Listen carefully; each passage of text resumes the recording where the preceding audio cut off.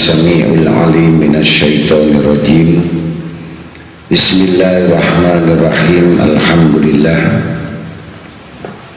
Alhamdulillah subhanallahilladzi bi ni'mati tatimmu sholihat. Wassalatu wassalam ala asrafil kainat wa sayyidis sadat nabiyina wa maulana Muhammad sallallahu wasallam alaihi wa ala alihi. Asyhadu an la ilaha illallah wahdahu la syarika lah rabbul aradina was samawat wa asyhadu anna sayyidana Muhammadan abduhu wa rasuluh sahibul ayati wal mujizat.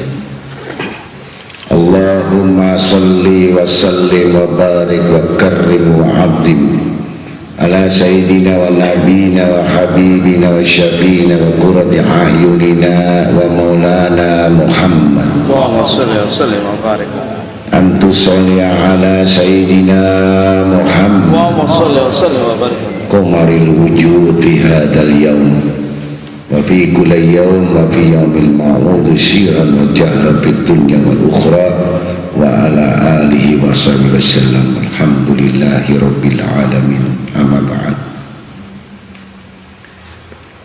Wa qauluhu ta'ala wa huwa alladhi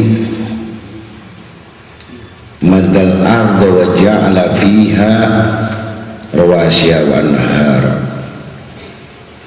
wa min kulli samarati ja'ala fiha zawjain isnain yughshil lailan nahar inna fi dzalika la ayatin liqaumin yatafakkarun. Sadaqallahul maulana azim wa rasulih. Para hadirin hadirat Jamil muslimin muslimat Majelis Ta'lim Al-Munawwarah, alhamdulillah kita mengucapkan, kita memanjatkan rasa syukur kita kehadirat Allah Subhanahu wa Ta'ala atas limpahan rahmat taufik hidayahnya kepada kita sekalian. Salawat serta salam senantiasa yang kita tujukan kepada baginda Nabi Syafiq Musyafa Muhammad sallallahu alaihi wasallam, agar kita semua duduk kita tercatat sebagai orang-orang yang menuntut ilmu, dan mudah-mudahan majelis kita segala hajat kita dikabulkan oleh Allah. Amin. Dan semua dosa-dosa kita tidak akan bangkit dari tempat ini kecuali Allah mengampuni dosa-dosa kita. Para hadirin hadirat yang sama-sama dimuliakan Allah, di dalam surat Al-A'raf yang dinamakan surat Al-Makiyah,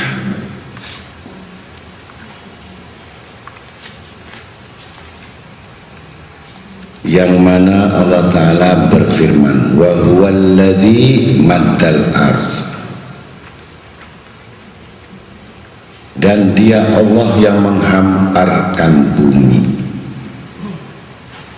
wa ja'ala fiha, dan menjadikan rawasya wan anhar, gunung-gunung dan sungai-sungai di atasnya.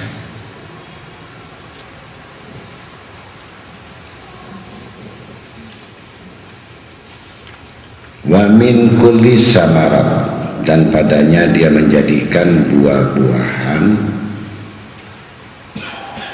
yang berpasangan. Ja'ala fiha zawjain, itu berpasang-pasangan. Isnaini yughshil lailan nahar, dia menutupkan malam dan kepada siang. Inna fi dzalika laayatil liqaumin yatafakkarun.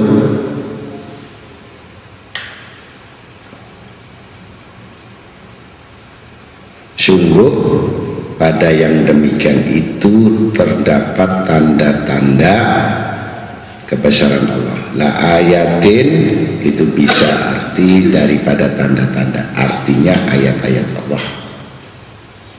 Tanda-tanda Allah itu berubah ayat-ayat. Ayat tafakkarun, orang yang mau berpikir. Jadi banyak di Al-Quran disebutkan afala la tafakkarun, afala tadakkarun, afala di Al-Quran. Artinya apakah mereka tidak berpikir? Tapi kalau kalimat ya tafakkarun adalah bagi orang-orang yang mau berpikir. Di sini ada beda. Dalam arti kata ya tafakkarun, ayat 3 ini menghimpun daripada satu kalimat tentang tafakkur. Jadi orang banyak memahami kata-kata tafakkur ini berpikir. Tapi kata-kata tafakkur di dalam satu ayat artinya berpikir tentang kebesaran dan keagungan Allah. Jadi tingkatan orang-orang yang tafakkur ini tidak akan dimiliki bagi orang-orang yang belum sampai ketakwaan. Karena orang yang tafakkur ini baru bisa memikirkan tentang apa-apa yang dijadikan, tentang apa-apa yang ada dirasakan. Satu contoh, banyak orang makan, banyak orang mendapat nikmat, dia bisa mengatakan alhamdulillah. Dalam pengertian bersyukur kepada Allah, alhamdulillah, ini belum bisa dirasakan nikmat itu sebenarnya. Karena nikmat yang dirasakan itu adalah nikmat dunia, nikmat makan, nikmat uang, nikmat kumpul istri, nikmat punya rumah, nikmat punya mobil, nikmat punya jabatan. Ini disebut syukurnya orang-orang awam. Bagus, disebut apa? Kalau dimasukkan dalam ukuran tafakkur, orang merasa syukur dengan nikmat itu adalah nikmat yang pertama. Tidak ada satu nikmat yang paling besar untuk ukuran. Ini ukuran. Pertama, ukurannya adalah karena kita adalah umat Nabi Muhammad SAW. Ini ukuran.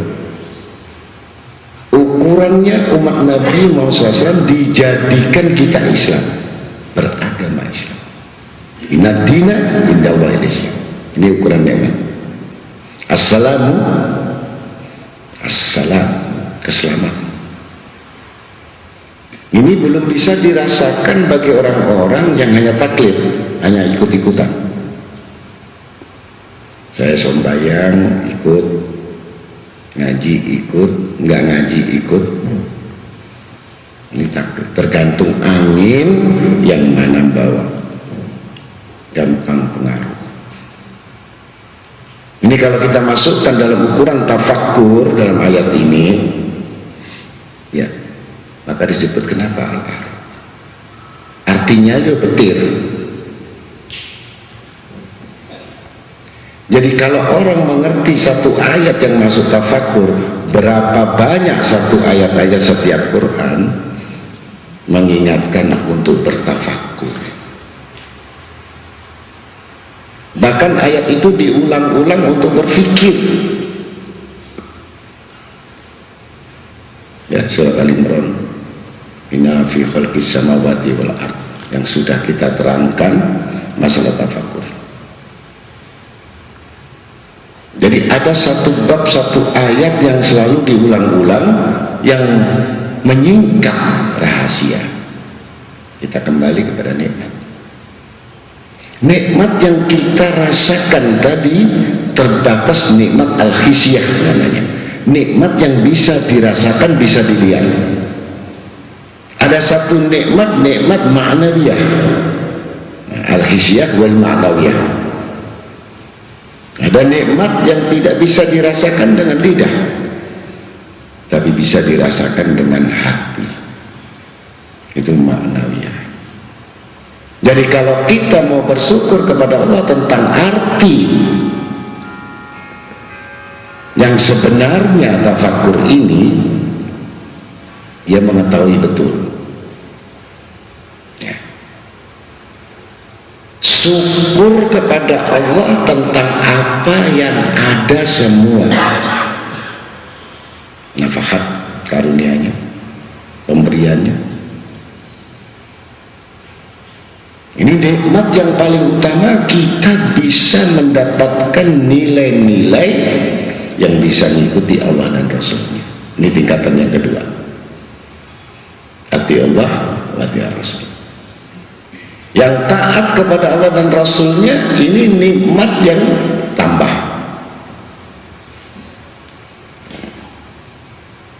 Jadi kalau orang mendapatkan ziyadah, itu nilai tambah. Sesuatu yang nilai tambah, dapat tambahan, itu pasti nikmat. Tapi kalau nikmat itu tidak dirasakan, tambah itu namanya menambah musibah. Ada dua yang tambah ini, tambah sakit, atau tambah melarat, atau tambah miskin, atau tambah bodoh. Ada yang satu tambah kemuliaannya, tambah rezekinya, tambah khusyuknya, tambah ilmunya, tambah amalnya. Sama-sama tambah. Nah ini kalau tidak dirasakan dari satu kalimat alhamdulillah, ini sudah mengandung kandungan yang sangat besar. Bagi orang-orang ulama yang ma'rifat mengatakan alhamdulillah, itu semua alam semesta, neraka, surga, semuanya ini. Yang ucapan alhamdulillah dalam kecepatan 10.000 kali cahaya, itu sudah diketahui dengan sifat-sifatnya neraka, sifat-sifatnya surga, sifat-sifatnya langit, sifat-sifatnya matahari, sifat-sifatnya bulan, sifat-sifat tumbuh-tumbuhan, sifat-sifat manusia yang dijadikan. Ini diketahui dalam waktu yang singkat. Itu orang marifat.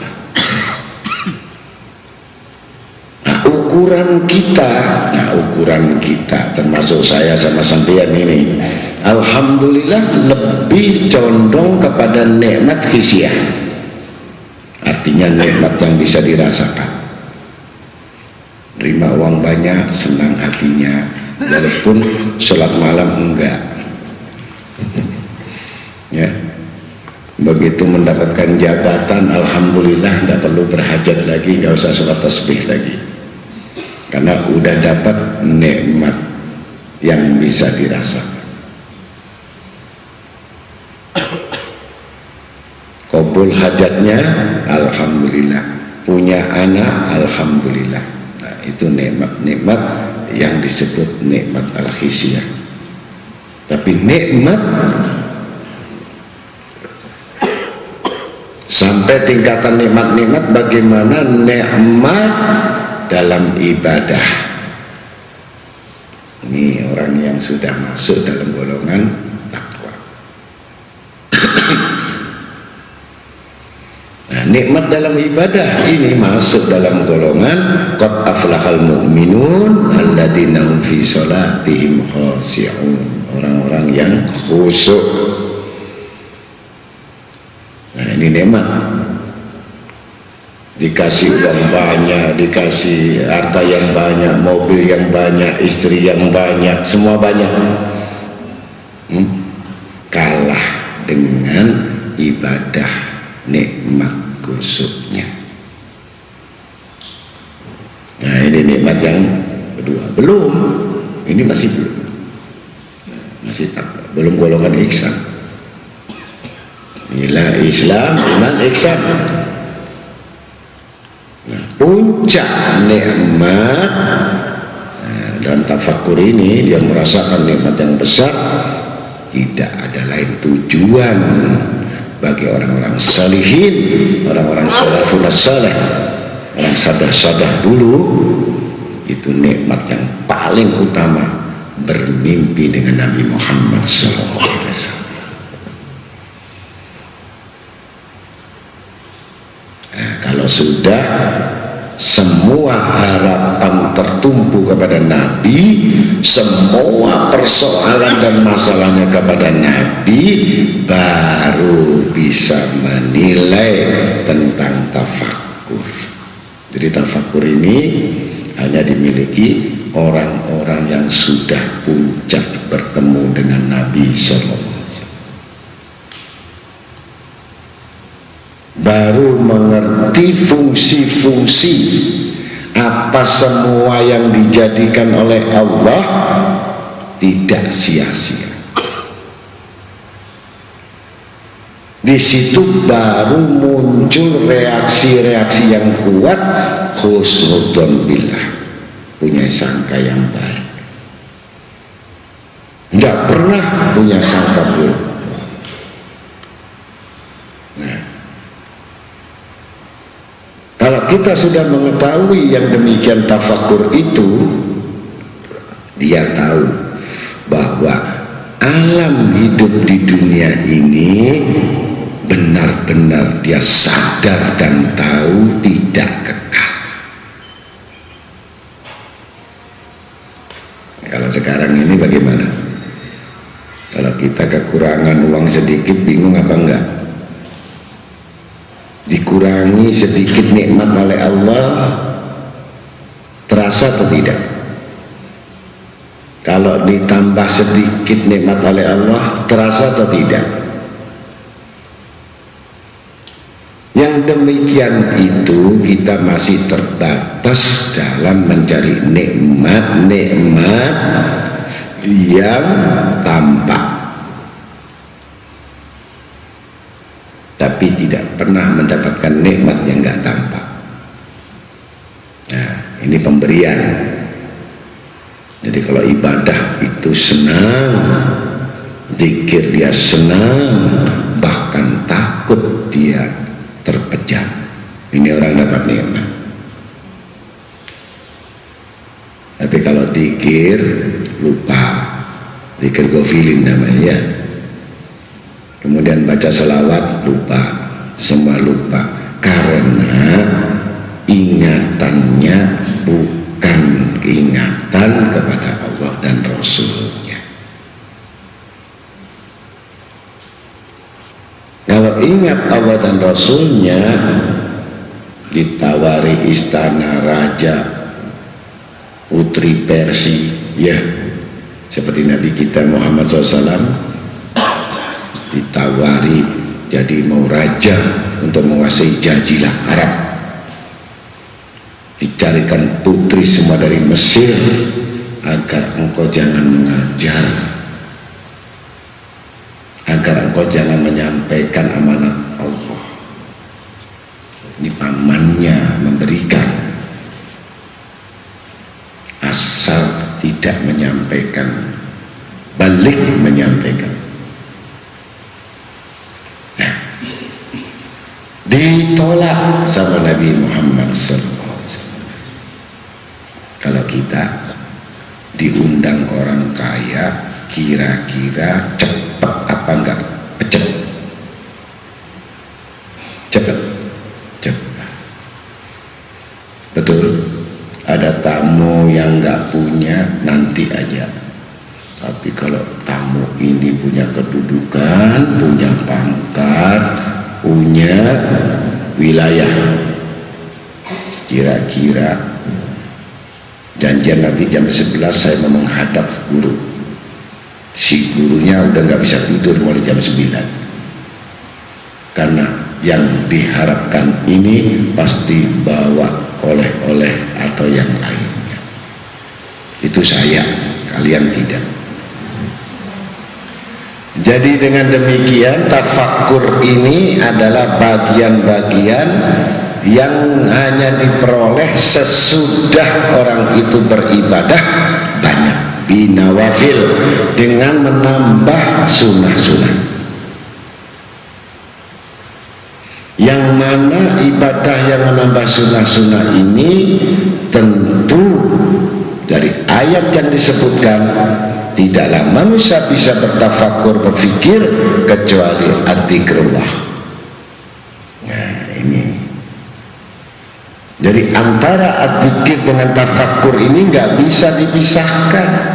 Jadi nggak mungkin orang yang bukan ahli dzikrullah itu tafakur. Sebab orang yang tidak mengingat Allah tidak akan bisa berpikir tentang apa yang dijadikan oleh Allah.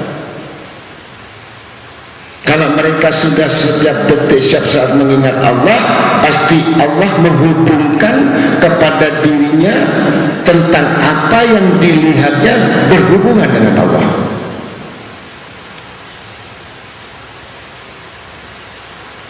Satu contoh, Barat dikir itu masang listrik.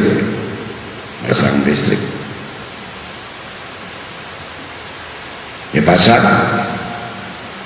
Nah, tafakkur itu lampu.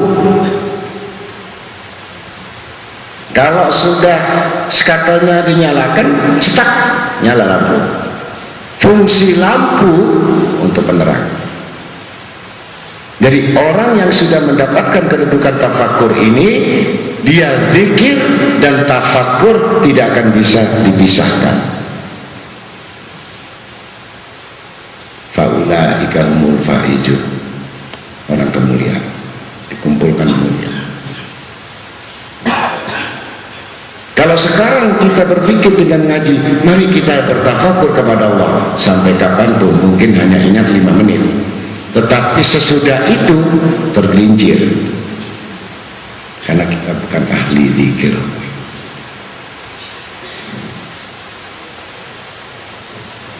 Paham?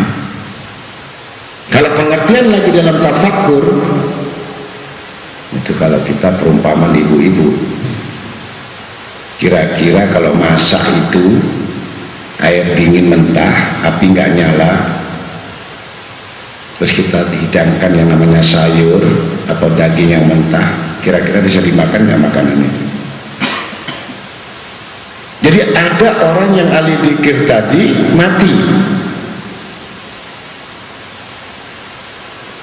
tapi dihidangkan, dicampur sayur itu di dalam masakan, kira-kira bisa dihidangkan, kira-kira bisa dimakan. Jadi sifat zikirullah ini adalah membakar.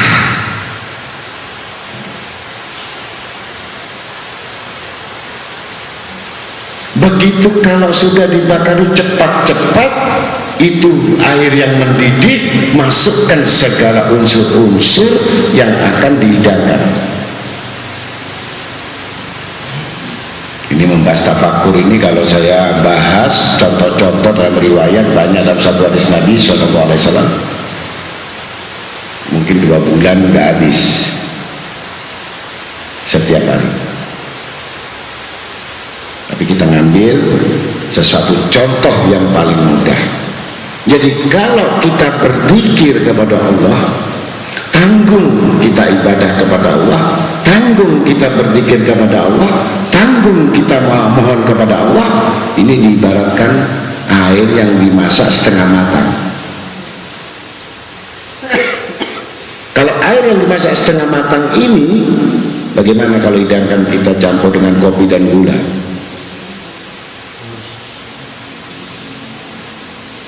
Sakit perut.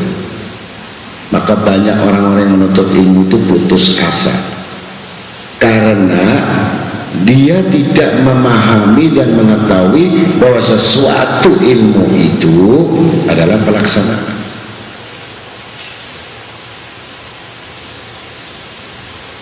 Maka zikir sebanyak-banyaknya, kalau yang selawat sebanyak-banyaknya, kalau baca la ilaha illallah sebanyak-banyaknya.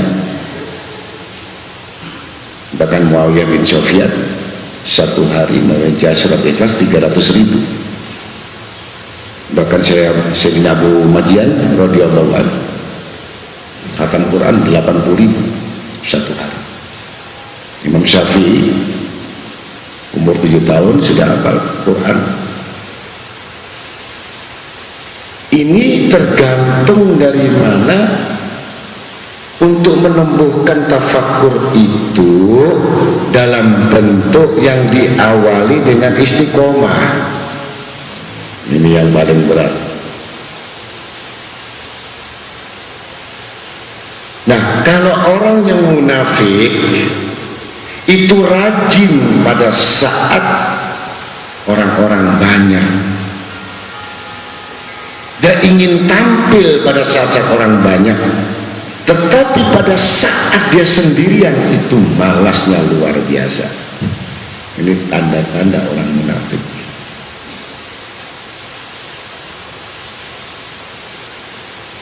Jadi kalau orang-orang yang khusyuk tadi, bahkan ibadahnya itu dia lakukan tanpa diketahui orang.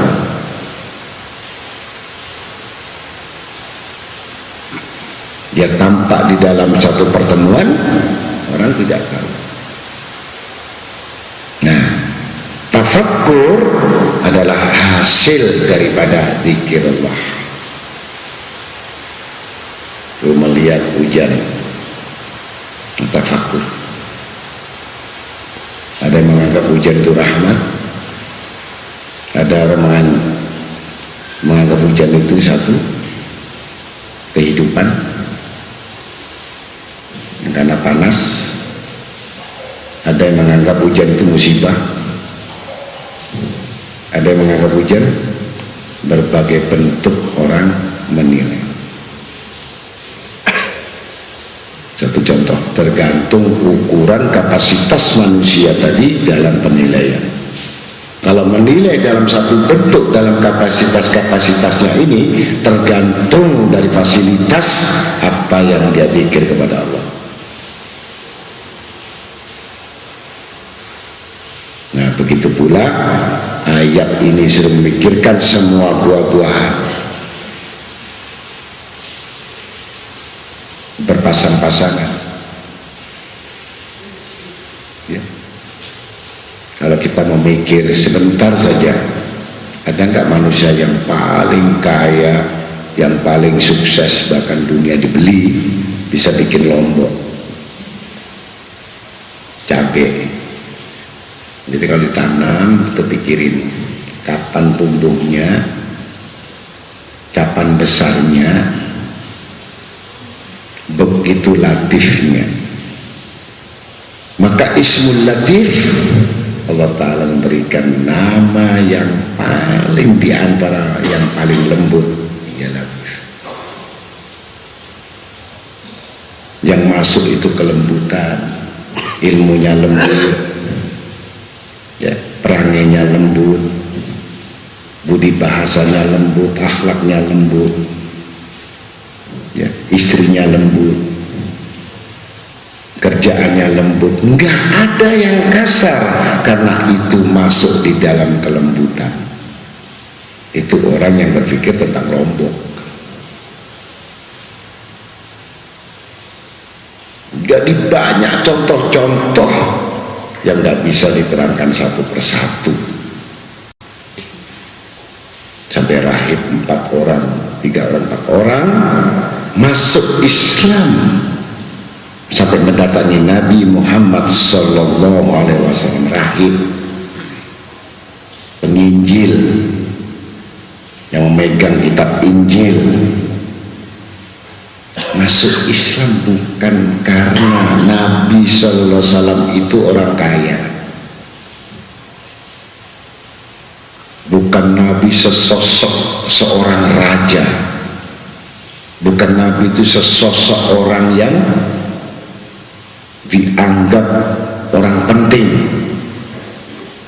tapi semua para nabi, semua orang jazilah Arab tidak memiliki sifat ini, yaitu kelembutan.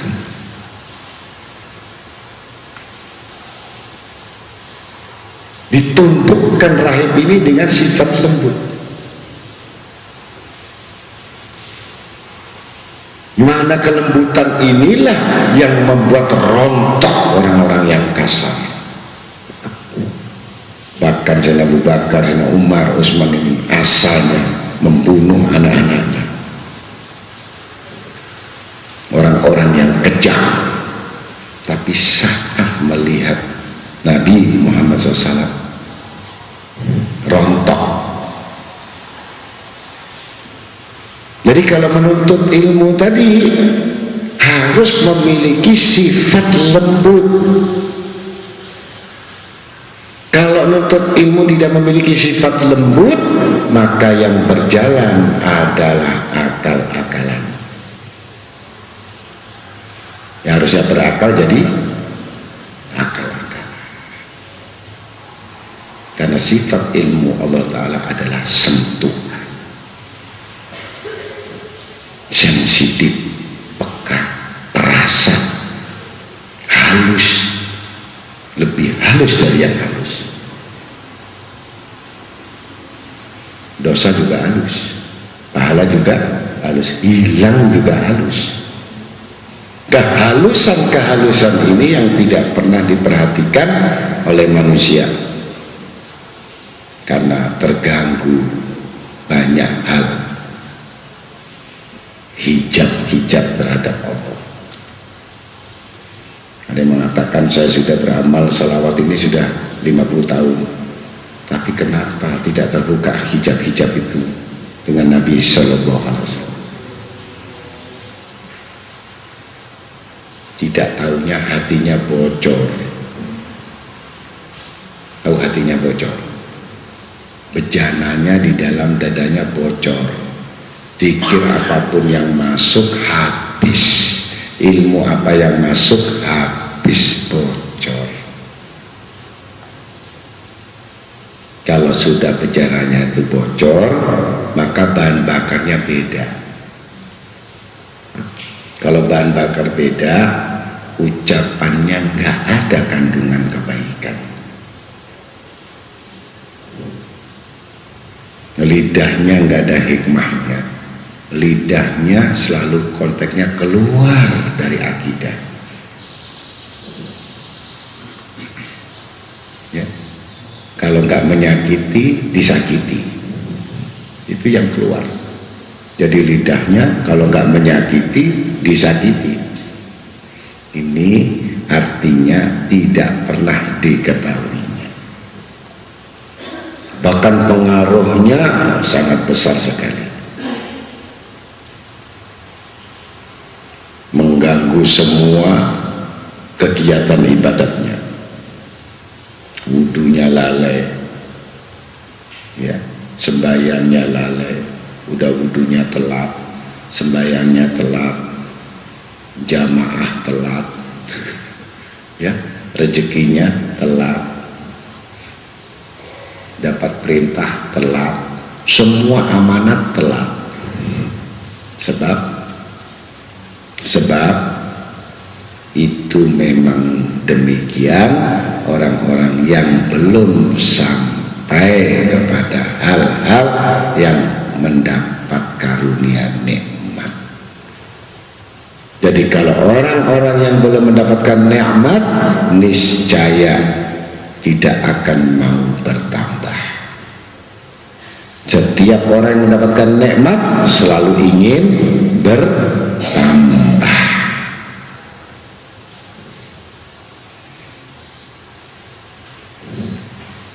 Jadi kalau mengetahui tanda-tanda seperti rahib tadi, maka Rasul Sallallahu Alaihi Wasallam hanya mengatakan inna fi khalqis samawati wal ardi wa ikhtilafil laili wan nahari ayatil li ulil albab alladzina yadhkuruna Allaha qiyaman wa qu'udan wa la junubihim yatafakkaruna fi khalqis samawati. Jatuh rahib ini, nangis rahib ini, mengetahui demikian hebatnya Nabi Sallallahu Alaihi Wasallam ini diberikan pengetahuan oleh Allah dengan sifat tafakurnya yang tidak dimiliki oleh rahib-rahib ini. Disinilah Islam yang mendapatkan hikmah-hikmah. Kalau kita sibuk mikir apa? Mikir apa? Kita mikir anak, mikir usaha, mikir repot, mikir untung. Jadi jangkauan berpikir tentang kebesaran kekuasaan Allah karena sibuknya berpikir kepada Allah, sehingga Allah menunjukkan bagian-bagian yang ada hubungannya dengan zikir. Jadi kalau orang yang tidak bisa berzikir kepada Allah, tidak akan dihubungkan kepada pemikiran-pemikiran tentang kebesarannya. Jadi yang jelas, akal yang dijadikan oleh Allah Ta'ala adalah untuk berpikir bagaimana mengenal Allah dan bagaimana mencapai ridhanya Allah. Mudah-mudahan kita mulai malam ini belajar zikir Allah, ya. Setiap hembusan nafas Allah atau sallallahu alaihi Muhammad, berbaring mengingat Allah, berjalan mengingat Allah, terus jangan mengingat yang lainnya. Pikiran boleh berpikir yang lainnya, tapi hati mengingat kepada Allah, itu yang paling susah. Biasanya kalau udah pikirannya mengingat yang lainnya, hatinya juga ikut, ya. Satu contoh, kemarin saya katakan, kira-kira kalau surat Yasin yang harga 5.000 dengan uang 100.000, milih yang mana? Milih yang surat Yasin atau milih yang 100.000? Milih yang 100.000, karena nikmat itu jelas. Kalau 100.000 itu bisa beli ayam goreng, sedangkan surat Yasin tidak bisa untuk beli ayam goreng. Jadi nikmat daripada surat itu dengan nikmat yang sebenarnya, yang kebanyakan manusia tidak merasakan nikmat dalam ibadah. Mudah-mudahan sampai hari dilatih, ya.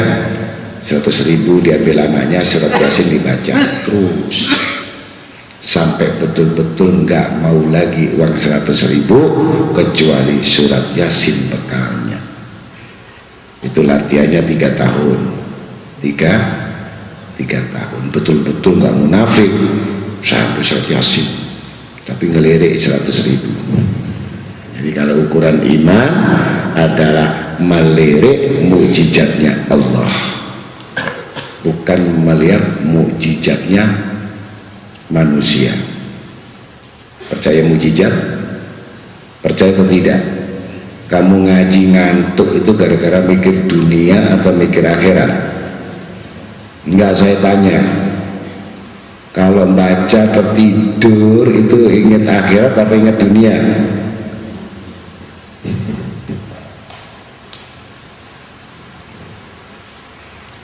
Wa fil ardi qita'un mutajawiratu wa jannatu min a'nabi wa jar'u wa nakhilun sinwanun wa ghairu sinwan yusqa bima'i wahidin manufaddilu ba'daha ala ba'din fil ukuli inna fi dhalika la ayatin laqawmi ya'qilun. Sadaqallahul azim. Wa fil ard, jelas itu ada di bumi. Kata-kata ardi itu bumi. Kita mutajawiratun, terdapat bagian yang berdampingan.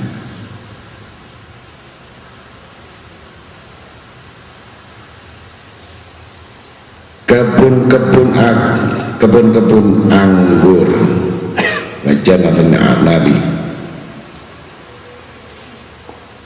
tanaman-tanaman termasuk pohon kurma. Ini berdampingan. Ada pohon kurma, ada tumbuhan yang lain, ada rumput, ada ilalang.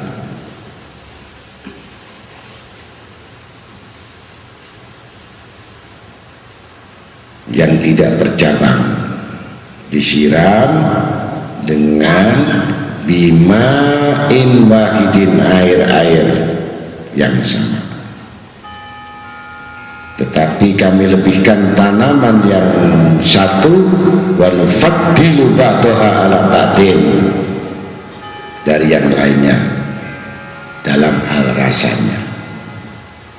Sungguh pada yang demikian itu terdapat tanda-tanda kebesaran Allah bagi orang-orang yang punya akal, yang mengerti. Kalau bicara tentang tafakkur, ini sangat luas sekali. Manis sama tapi nggak manis, buahnya lain. Jeruk itu manis, semangka manis, rasanya lain. Satu lidah mempunyai jutaan rasa. Jadi Allah Ta'ala kasih lidah itu rasanya jutaan rasa. Paham? Ya. Apa yang dirasakan seperti halnya kita mau tanya, kalau makanan, segala bentuk makanan kita bisa merasakan. Tapi mau saya bertanya, kalau sholat duhur dengan sholat sunnah ini kira-kira sama nggak kira-kira rasanya? Lainnya di mana? Kira-kira sholat tasbih dengan sholat hajat lain nggak? Lain. Nah, itu sholat sudah bisa lain. Sekarang saya tanya, kalau kita habis sholat, katakan kita baca surat Fatihah, Qul al-Falaq, An-Nas, kira-kira ada rasanya lain apa enggak kira-kira?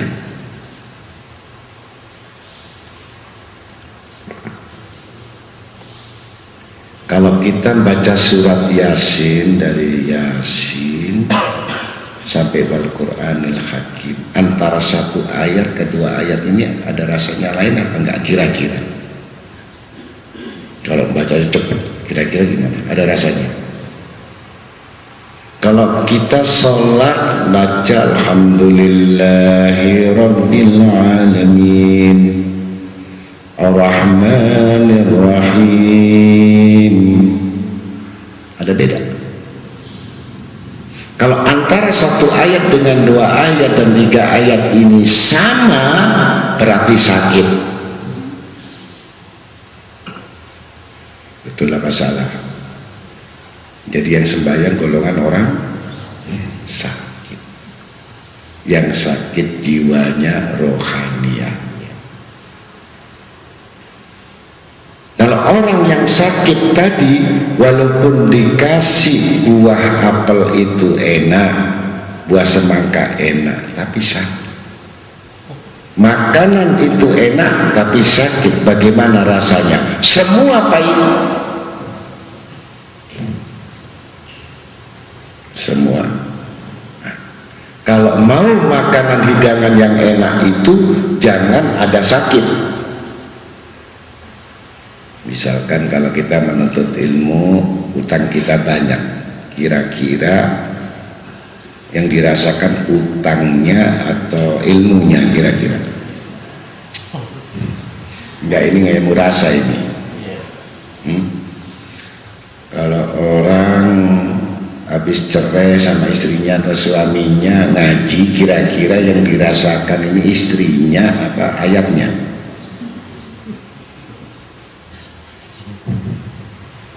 Jujur, saya senang sama orang jujur.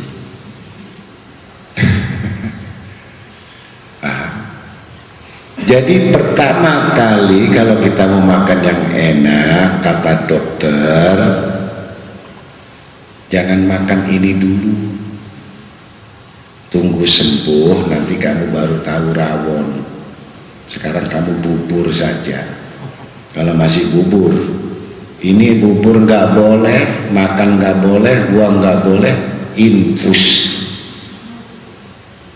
suntik saja. Kira-kira bisa merasakan nikmat gak kira-kira orang sakit?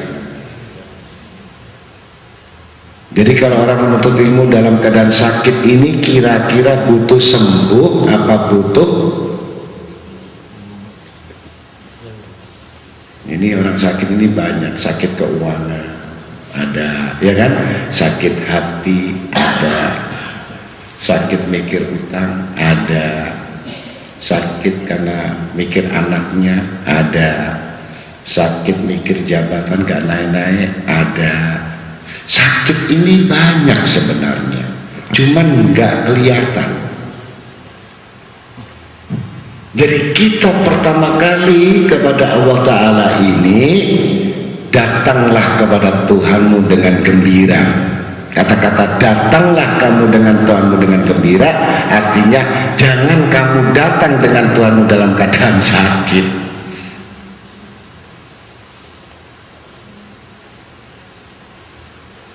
Betul apa salah? Kalau nggak salah betul. Nah ini bab tafakkur, artinya dari tanaman itu dalam rasanya berbeda.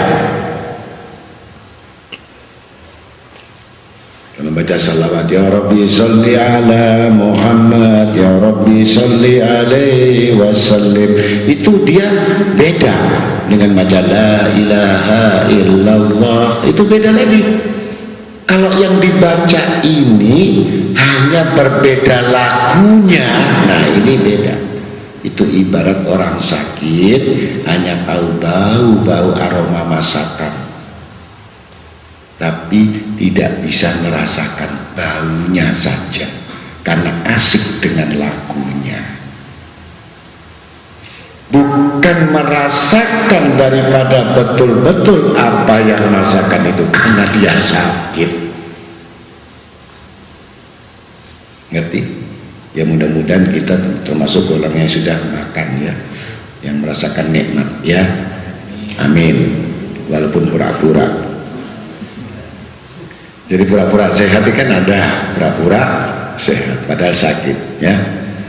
Nah letaknya kepada sesuatu yang tidak dipikirkan, tidak bertaubat di dalam taubat. Jadi harus bertaubat di dalam taubat, bukan bertaubat di lidahnya.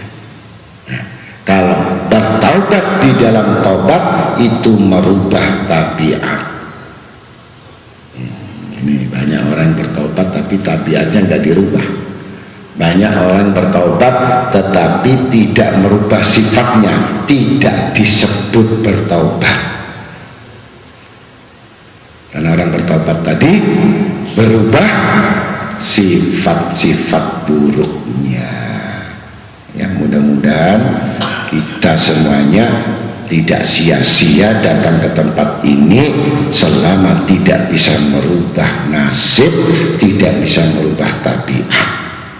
Rugi besar. Jadi kita harus betul-betul yang golongan lalai hati-hati ya, yang golongan sembrono hati-hati ya, golongan yang ngomong asal ngomong, yang nggak ada dalil dirubah ya. Kenapa manusia ini diciptakan oleh Allah? Itu tafakkur. Allah ciptakan lidah atau mulut satu lubang, sedangkan Allah ciptakan telinga 2 lubang. Artinya bagaimana? Jadi kalau manusia ini pertama kali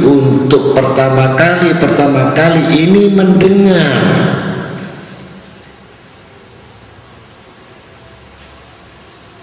nasihat didengar, petunjuk didengar, semua didengar, diingat-ingat dari telinga, baru bisa menyampaikan ke orang lain.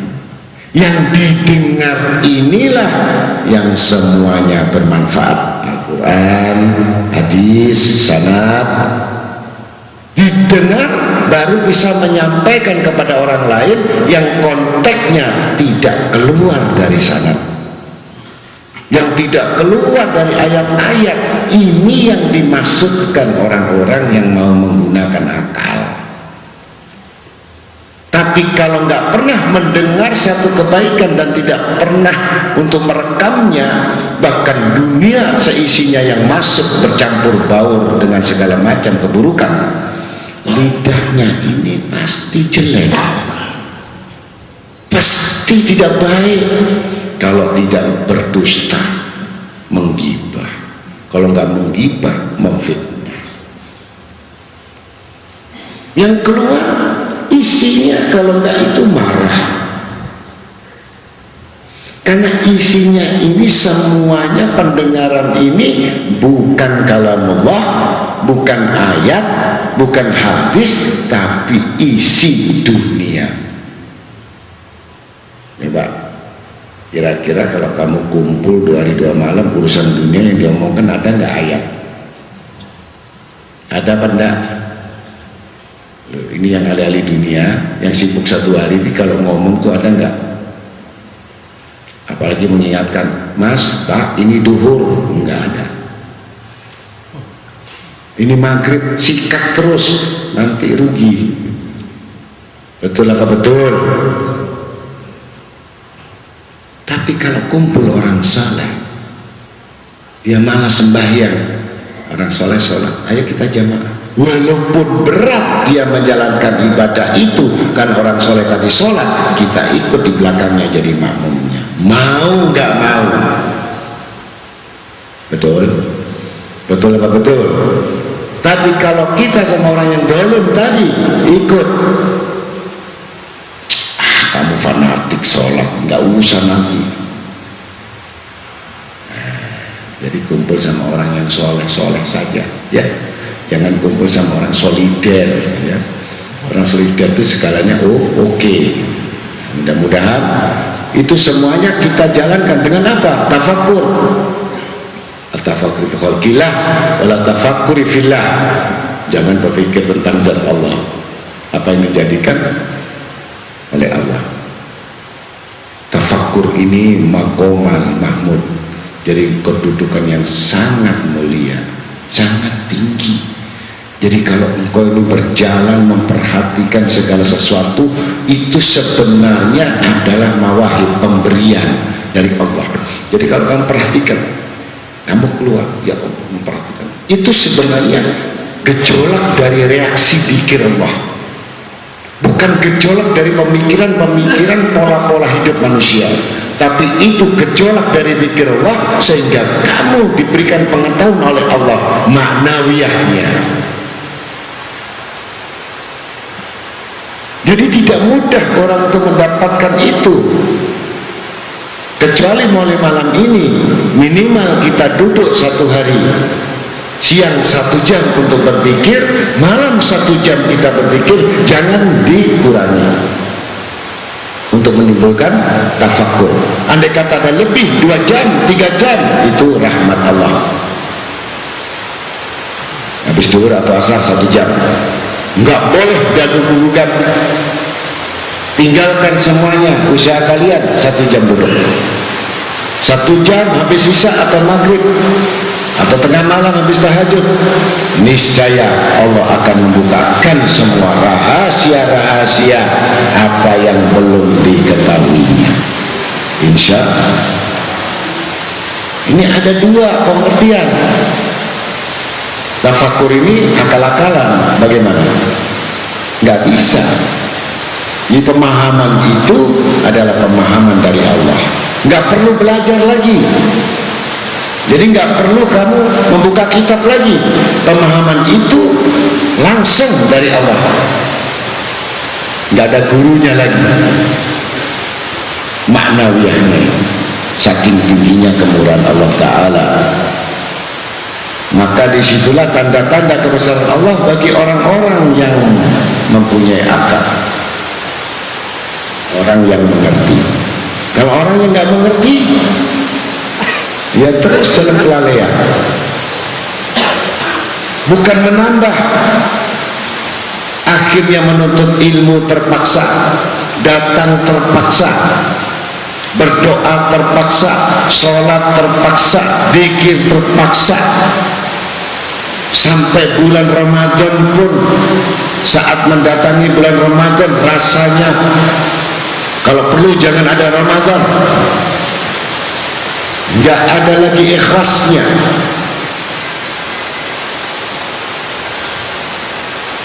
Jadi kalau semua unsur terpaksa, jangan pernah kamu merasakan nikmat-nikmatnya. Ada nggak orang makan itu terpaksa? Ada. Ada, terpaksa, harus dipaksa karena sakit. Kalau orang sakit harus dipaksa. Makan ini enak, pahit. Ya, udah sakit, kurus lagi, sakit gigi lagi. Astagfirullahaladzim. Hah? Gimana kira-kira? Bisa makan enak?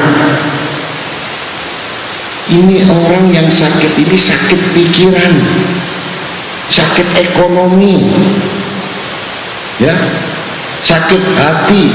Jadi buat ngaji, buat nuntut ilmu, nggak pernah dapat,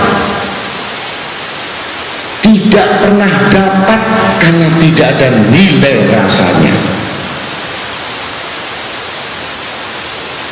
Sembuhkan dulu jiwa rohani kita dengan banyak zikir Allah. Ala dzikrillah tatma'innul qulub. La ilaha illallah. Obat yang paling mujarab, la ilaha illallah. 100.000 mulai Isya dibaca, insya Allah besok kamu gak bangun lagi. Ini obat. Ini parah stadium 4 ya, karena urusan dunia ini.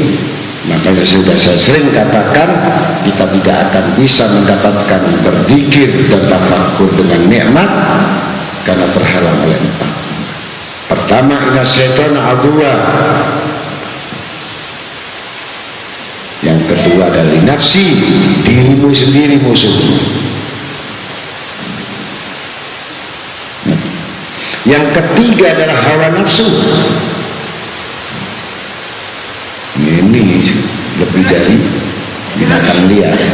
Yang keempat adalah ad-dunya. Dunia ini pemicu yang sangat besar terhalangnya manusia dari Allah.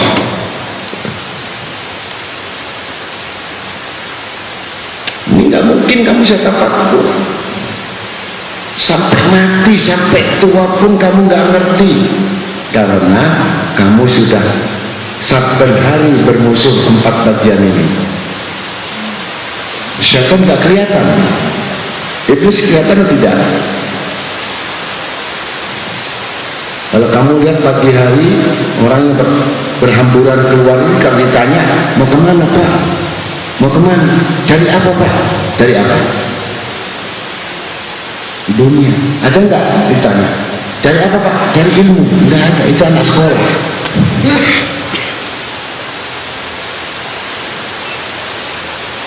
Yang lucu lagi ditanya, ya saya cuma namanya orang hidup, jangan cari rezeki sepiring. Jadi kalau dikasih sepiring 1 hari ya jangan nangis, karena dia ngomong sama orang, saya cari rezeki sepiring.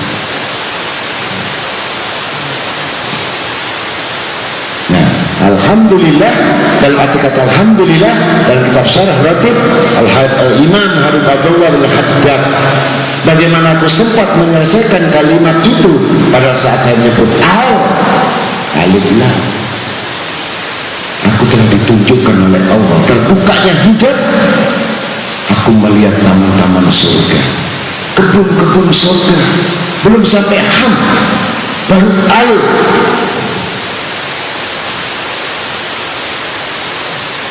Ini Al-Imam Al-Habib Abdullah Al-Haddad dan kitab Syarah. Kita harus cemburu, kita harus iri, kita harus kepingin seperti beliau. Bagaimana caranya? Bagaimana aku tertarik kepada sesuatu yang fana, sesuatu yang tidak mungkin aku dapatkan, padahal aku sudah ditunjukkan. Belum lagi dalam kitab Hikam Ibn Athaillah Al-Iskandari, disuruh milih surga atau milih sholat. Dia milih sholat 2 rakaat daripada milih surga. Ini pemikiran, tafakkur, hasil tafakkur orang yang sudah sehat pikirannya, orang yang sudah makom kedudukannya tinggi. Kenapa? Kalau milih surga tapi tidak pernah bertemu dengan Allah, seperti kamu datang ke tempat perumpamaannya, datang ke tempat ini tapi nggak ketemu sama saya, bagaimana makan enak? Bagaimana kamu hidangan enak? Apakah sudah dipersilahkan atau belum? Apakah sudah ridho atau belum? Perumpamaan bagi orang-orang yang berpikir begitu pula. Inna ata'illah, boleh sholat 2 rakaat daripada aku diberikan surga seluas, satu surga seluas 2 alam dunia ini. Ini pemikiran yang sudah puncak kecintaannya kepada Allah. Sederhana sekali kalau kita berpikir. Sebab kalau surga tadi dia makan tidak ketemu orangnya, sedangkan dalam sholat 2 rakaat bisa berbicara dengan Tuhannya, bisa berdialog, bisa berprolog, bisa omong-omongan dan mengetahui Tuhannya. Lebih nikmat itu daripada surga yang ada. Itu menurut beliau. Kalau kita ini takut neraka, ingin masuk surga, ya sudah, nanti pelan-pelan ya. Jadi kalau ada kata, oh saya senang sholat daripada surga, itu pasti sampai kiamat saya kurang yakin kamu begitu. Betul? Betul? Betul apa? Saya nggak percaya sama kalian. Kenapa? Urusan anak, dunia, kerjaan, utang piutang, belum pegatan, belum ini, banyak sekali. Jadi itu yang membuat kacau balau, pikiran galau. Jadi orang-orang sampai itu betul-betul zuhud terhadap dunia.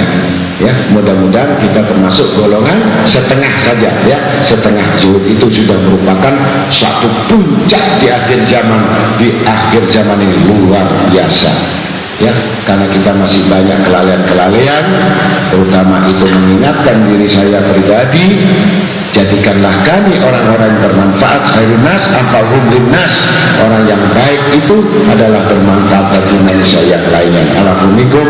Wassalamualaikum warahmatullahi wabarakatuh.